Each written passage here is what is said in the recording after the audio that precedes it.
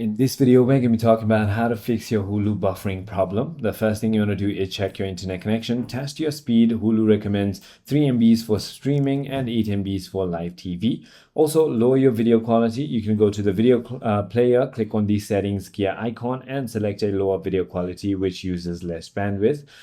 You can also go ahead and close the apps rooting or running in the background on your device.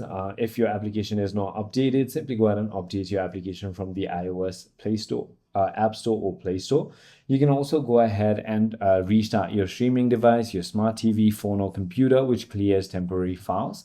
Also check if the service is having issues. Simply go to status.hulu.com, use an Ethernet connection, which definitely speeds up your internet connection, and limit your devices on your network. If nothing works, contact the support team.